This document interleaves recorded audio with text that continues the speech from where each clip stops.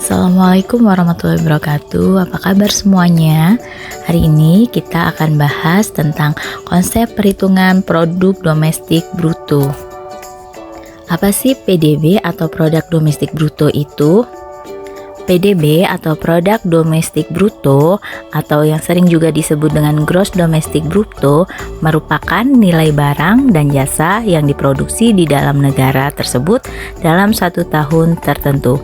Satu tahun tertentu atau satu periode tertentu.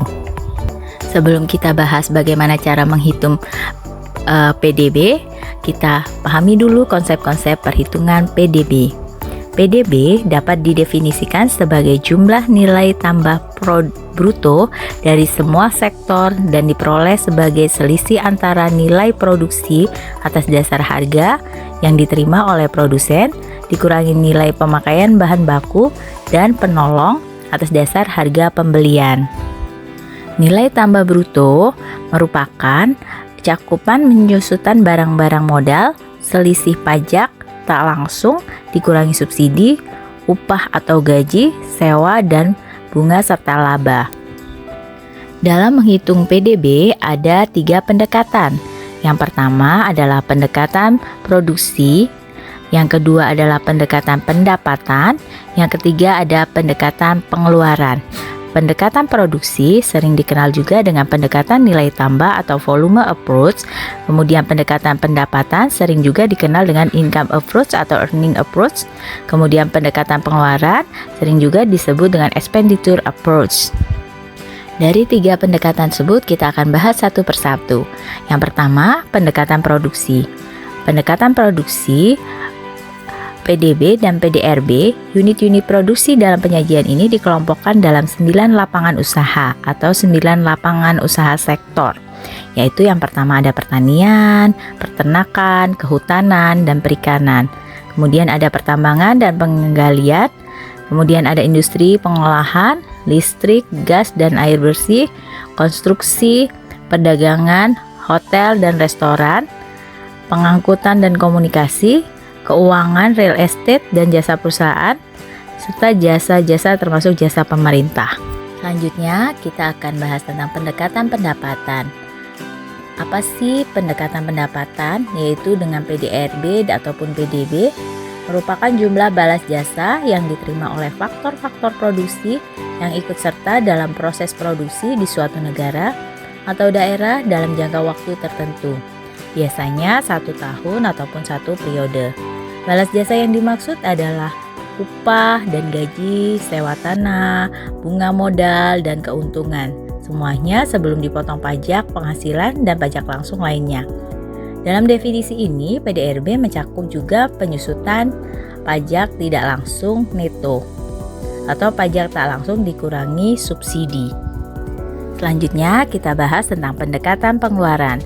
Pendekatan pengeluaran merupakan pendekatan PDRB ataupun PDB dengan semua komponen permintaan akhir yang terdiri dari pengeluaran konsumsi, rumah tangga, lembaga swasta nirlaba, konsumsi pemerintah, pembentukan modal domestik bruto, perubahan inventory, dan ekspor neto merupakan ekspor dikurangi impor.